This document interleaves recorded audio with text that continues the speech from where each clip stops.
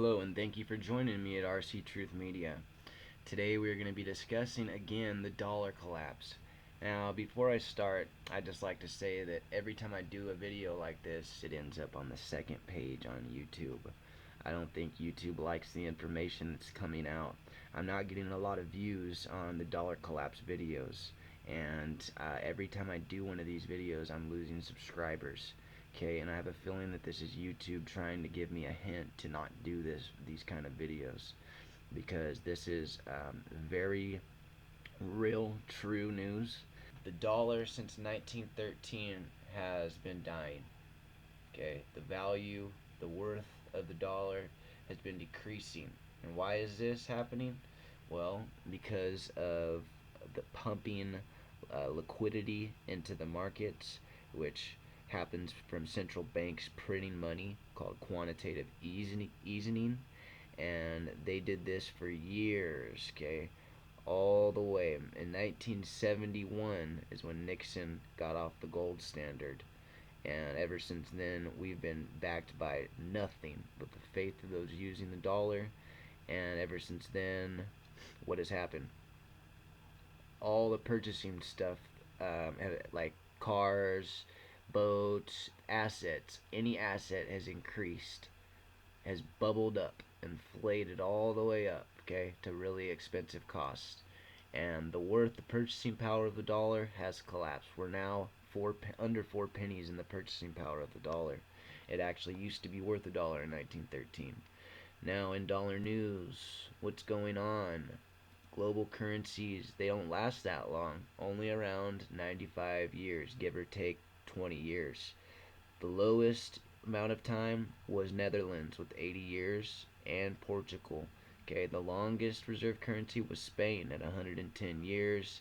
And with that said, we're at our last end. Within the next 5-10 years, we can only guess that China will take over. And why is this? Because this was made in 2013, this chart here, and it says that at least 40 central banks have invested in the yuan, and several others are preparing to do so, putting the mainland currency on the path to reserve status even before full convertibility. Several others are preparing to do so back in 2013, now it's 18. So, what else have we seen China do over time? They have pumped up their reserves, okay, their foreign currency reserves. How have they done this? Because we have had a $375 billion trade surplus, a deficit with them every year. Okay, they're giving to us way more, or I'm sorry, they're not giving. We're going in debt, from the stuff that they're selling to us, and they're selling way more stuff to us than we are to them, which it's in a lot of this stuff we don't need, like computers and technology, and this isn't stuff you need to live to survive. The only thing you need to survive is food, okay? And they don't really sell us any food. We're the ones that give them and sell them all the food. Now, what else has been going on? How about from Zero Hedge, an article from today that's titled "Apocalypse Ahead on Highway to Hell for Global Economy in the U.S. Stock Market." That's right. We've been a liquidity nation for years, as you can see by the chart that I showed you at first. And now they're doing quantitative tightening. Instead of inflating the markets, instead of letting it be a credit-based society at 0% interest rates, what they're doing is they're upping the interest rates, and they set to up even more times this year and next year. Ever since they have done this, they have turned us from a credit-based society to a non-credit-based society. And what's happening is we're losing liquidity. Stock markets there was air pumped up into the stock markets that whole time. This liquidity, credit, you can think of as air, and it pumped up the stock markets. Now, what they're doing is they're letting the air out. Okay, they're rising the interest rates, and that's deflating the stocks.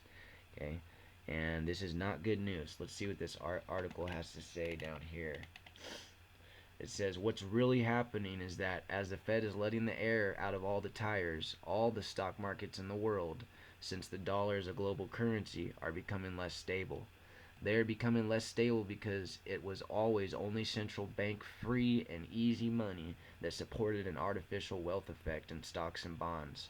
Therefore, as more air goes out of the fake recovery and all markets are less able to withstand the shocks in the roads that hit them, the fail safe shock absorber that the Fed has your back is gone. It has been my central thesis since the beginning of this blog that the Fed's recovery was a mirage that would end as soon as central bank artificial life support is finally removed. Each time they pulled back, we have had problems. Not always as bad as he predicted along the way, but it was always severe and always exactly on schedule with their pullbacks. Now the Fed's life support is being completely removed, but we do still derive some benefit from the artificial support of most of the world's other central banks. There was absolutely no chance that the Fed's recovery, which did nothing to correct the serious debt-based flaws in our economy, but only exacerbated them, would prove sustainable. The idea that you can build enduring national wealth out of the fake wealth effect from mountains of debt is laughable fantasy. That's why I confidently predicted last year the second big leg down for the U.S. stock market would happen in the early summer of 2018 because the Fed will once again, in late July, this is coming up, just before the middle of the summer, increase its deflation of money supply, which has already become fairly strong.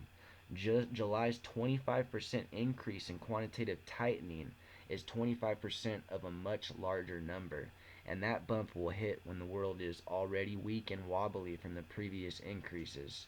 That's when things get interesting, especially under the uncertainties that come along with the president known to be tempestuous, unpredictable, and even erratic.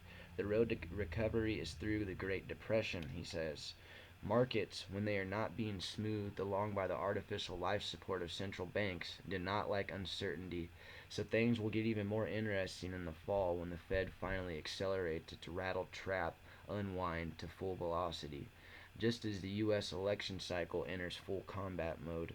From that point on, it's full unwind all the way at the Fed until they figure out that they've created the next economic collapse, or maybe they already know. Maybe this is just planned out. Okay, um, it says here, finally, everything will fly off the road completely at the end of the year if the European Central Bank still has the courage, highly doubtful by then unless the developing crisis is intentional, which I do think it is, to start its own unwind as promised. The road ahead gets rockier and rockier, and the weather is dark and stormy, and our car is just about riding on its rim already and just about out of gas. Yep. I don't think the Trump tax cuts did much compared to everything else that's going on with the dollar, you know. So, yep, we are not headed anywhere good. This is a very good article. It has a lot of details on it. It shows all the aspects and all of the factors that contributed to the dollar collapsing. And I'll leave a link below so you can go ahead and check this out. It's a giant pool of equity in trillions of dollars in real estate. Yeah, that's what happens. The prices of houses are going up and up and up and up. That's because the dollar is going down. The value of it's going down. Who can afford a $245,000 house right now? That's the average price for a two-bedroom house in California. Okay, or for a three-bedroom, it's $240,000. For a two-bedroom, it's like $220,000. Yeah, what kind of millennial can afford that? It's just crazy, you know. So what can we do? We have to get out of the dollar. We have to save our assets in something else. Which gold has been a good store of value for thousands of years, but when push comes to shove, can you eat gold? No, but you can trade it. But you're gonna probably have to have that gun there when you're trading the gold because it's gonna be real tempting for them to just take it. We're gonna have to watch out who you do your trades with. I would not put all my eggs in one basket. Get you some gold, silver, cryptos, money, cash, all of it. Have food. Definitely food and water is the most important thing. And be ready because we are in a time of weather changes all the way around. Okay, you never know when the next disaster is gonna hit and if it's gonna hit your area. So It's better to be prepared than not be prepared at all. Thank you for coming and checking out my channel. Please like and subscribe. I do have 2 videos that come out per day, one about the economy and one about the grand solar minimum. And I also throw in some other extra videos every once in a while about political stuff and every interesting thing that I see. Well, you have a great day and enjoy your weekend.